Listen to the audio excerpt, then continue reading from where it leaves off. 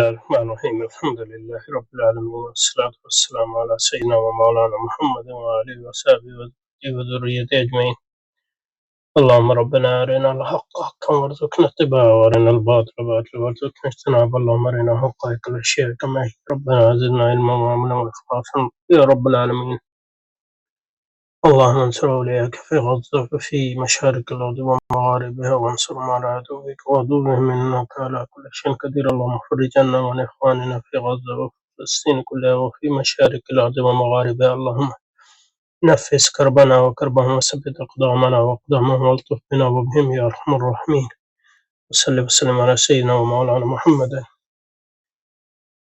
سيدنا مولانا محمد وآله وصحبه وأزواجه وذريته وأمانه وأنصاره إلى يوم الدين أجمعين برحمتك يا أرحم الراحمين.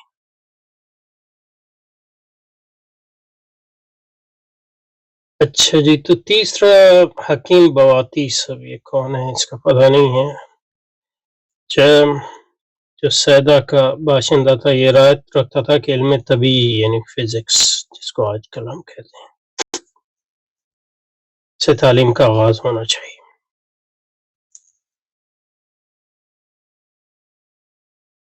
اور اس کا یونانی زبان میں ترجمہ علم فطرت ہے، کہ جو ہمارا لفظ فزیس ہے وہ اس کا جس سے ہمارا لفظ انگریزی کا فزکس آیا ہے اس کا مطلب جو ہے یونانی زبان میں فطرت ہے، کیونکہ یہ علم علوم حکمت میں سب سے زیادہ معروف ہے. معروف کن معنوں میں معروف اور آسان کن معنوں میں آسان ہے؟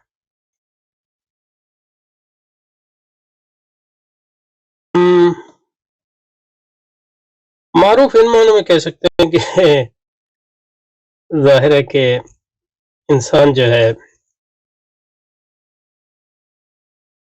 سب سے پہلے جو اس کا ماحول جو ہے اس میں فطرت جو ہے ایک اہم چیز ہے اور اس کو سمجھنے کی کوشش کرتا ہے، اس لیے بھی کہ اس کی زندگی کا دار و مدار اس کو سمجھنے پہ ہے. اور دوسری بات یہ ہے کہ جو قدیم یونانی فلسفی تھے، خاص طور پہ جس کو ہم پری سوکریٹکس کہتے ہیں، سقراط سے پہلے کے فلسفی، ان میں سے اکثر جو ہے وہ انہوں نے مظاہر کائنات کو سمجھنے کی کوشش کی.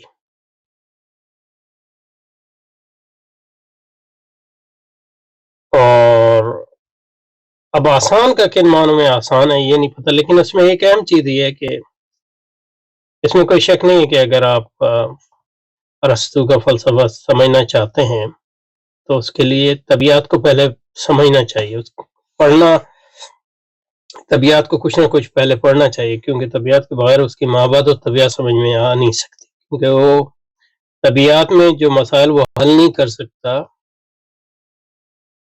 اسی کو حل کرنے کے لیے وہ مابعد و طبیعت کی طرف جاتا ہے. جو ارسطو کی مابعد و طبیعت ہے، حتیٰ کہ مطلب یہ کہ اردو لفظ یا عربی لفظ میں بھی یہ اس کا تعلق واضح ہے، مابعد، طبیعت طبیعت ہے، طبیعت کے بعد. اور اس کی ایک تو وجہ یہ تھی کہ جب ارسطو کا کام جن لوگوں نے اس کی کتابیں جو ہیں جمع کی اور مجموعہ خود ارسطو نے نہیں لیکن جو بعد میں لوگوں نے اس کی کتابوں کو مرتب کیا، ان کو مجموعے کے طور پہ شائع کیا اور اس کو نام دیے، یہ مابعد و طبیعت ارسطو کا دیا ہوا نام نہیں ہے.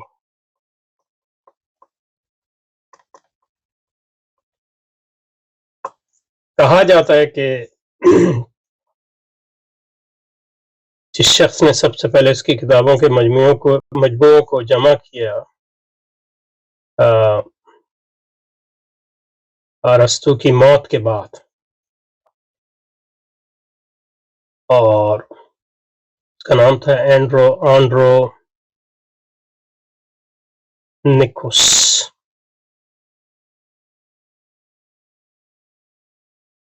تقریباً کہا جاتا ہے کہ 200 اور 100 قبل مسیح سے پہلے اس نے ارسطو کے وفات کے کافی عرصے بعد جو ہے اس کی کتابوں مجموعے کو جمع کیا، تو اس نے یہ نام دیا مابعد الطبیعت. اور نام دینے کی وجہ یہ تھی کہ اس نے اس کتاب کو ارسطو کی طبیعت پر جو کتاب ہے اس کے بعد رکھا، تو اس کا نام اس نے دے دیا وہ کتاب جو طبیعت کے بعد آتی. سمجھے نا؟ اور یعنی زیادہ تر لوگ یہی کہتے ہیں کہ یہ نام اس نے دیا، اور نام کا تعلق جو ہے ترتیب سے زیادہ، لیکن یہ کہ وہ نام جو ہے وہ جو ارسطو کی فزکس طبیعت اس کی میٹا انگریزی میں مابعد کو کہتے ہیں. فزکس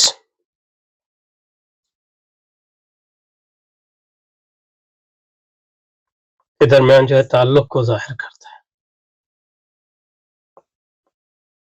یونانی زبان میں اس کا جو اس نے نام اس کو دیا ٹا میٹا ٹا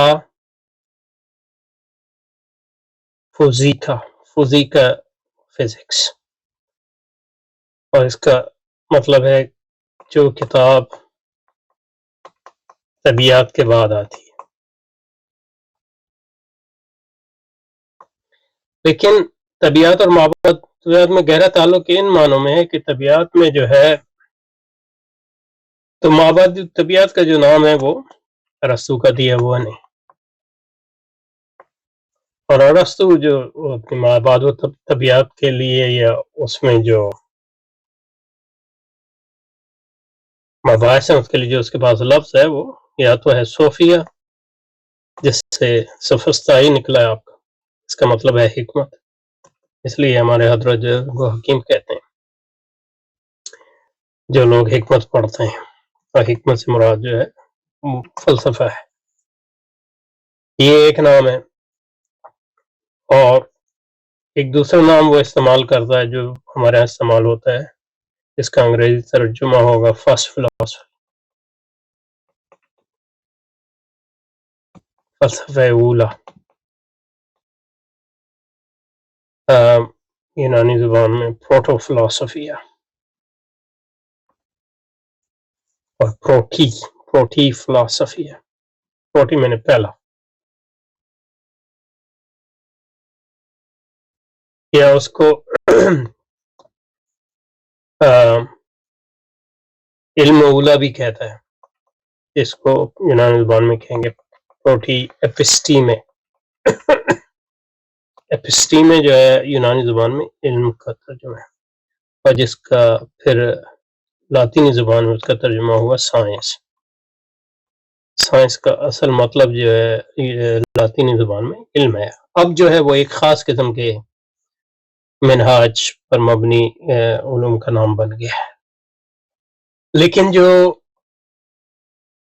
تعلق نام سے ہٹ کر طبیعت اور مابعد طبیعت میں ہے وہ یہ ہے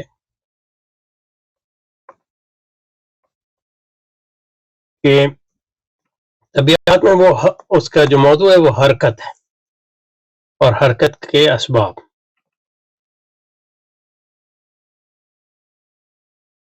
اور مختلف جو حرکات ہیں دنیا میں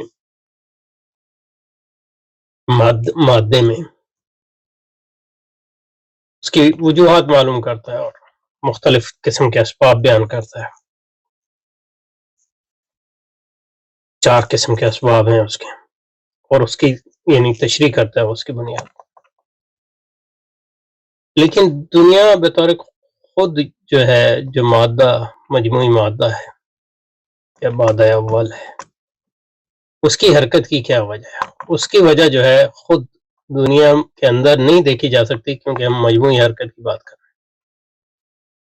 تو اس کی جو حرکت مجموعی ہیں اس کا جواب طبیعت کے اندر نہیں دیا، تو اس لیے وہ مابعد طبیعت کی طرف جاتا ہے، اور پھر ان ہستیوں کی وہ بات کرتا ہے جو خود اپنے آپ کو حرکت دیتی ہیں یا جن کی حرکت دائمی،